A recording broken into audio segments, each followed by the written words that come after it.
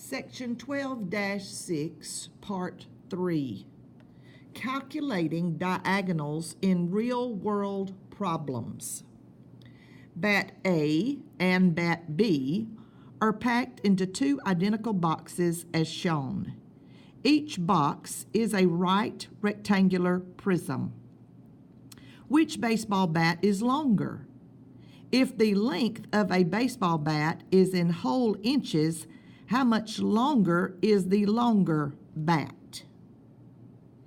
So here we have bat A. Here we have measurements of the right rectangular prism. And here we have bat B in the same size right rectangular prism. Which baseball bat is longer? I want us to look at this next picture that has been drawn for us.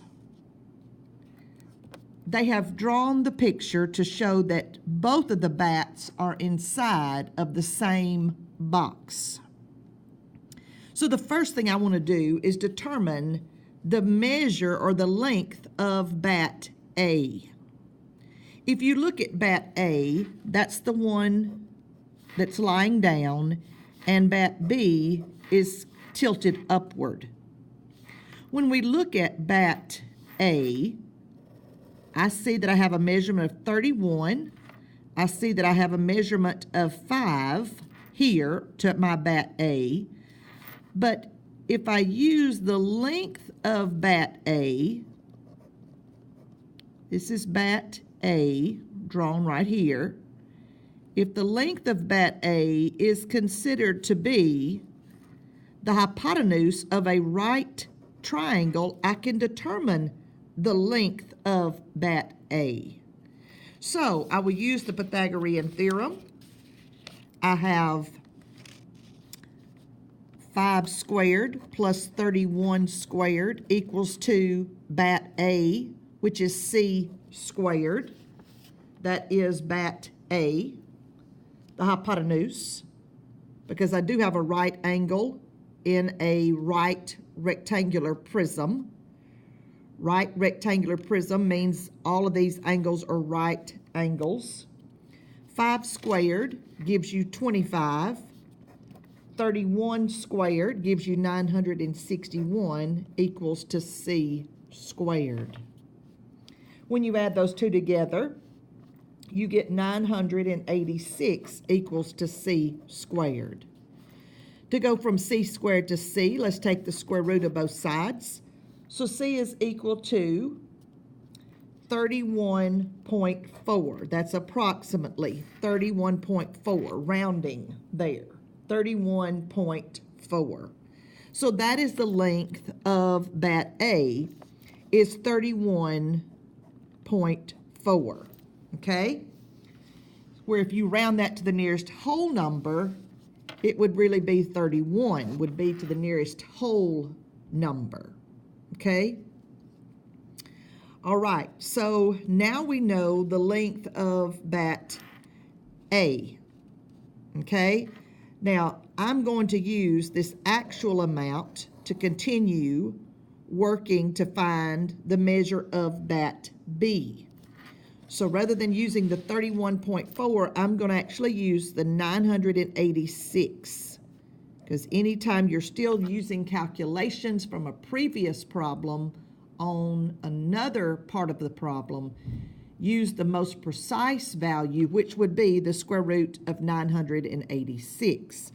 So really the length of this bat A is the square root of 986.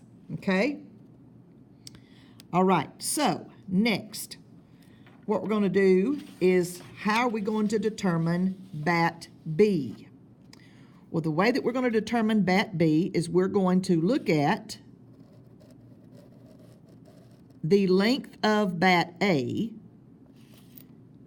then we have the height of 8, and then the length of bat B. So I have another right triangle, okay? This would be the length of bat A, right angle. The height is 8. Height of the prism is 8 from the highest point to the lowest point, perpendicular.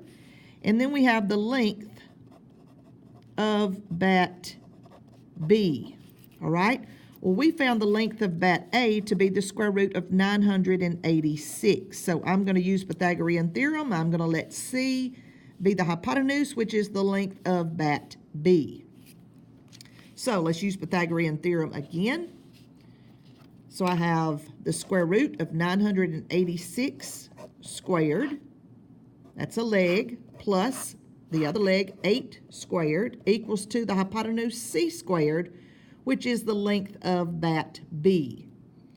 So when I square a square root, remind you that the square root of 986 times the square root of 986 equals 986. We've talked previously about that. Remember, if you take a square root and you square it, squaring a square root, they just undo each other and you get 986. Okay, so when you square a square root, they just undo each other. So here when I square the square root of 986, I get 986 plus 8 squared. That's 8 times 8 is 64 equals to C squared. When you add those together, you get 1050 equals to C squared. Taking the square root of both sides, we find out that C is equal to approximately, if I round it, 32.4. 32.4. Now we're talking whole inches. So bat A, its measure was 31 inches.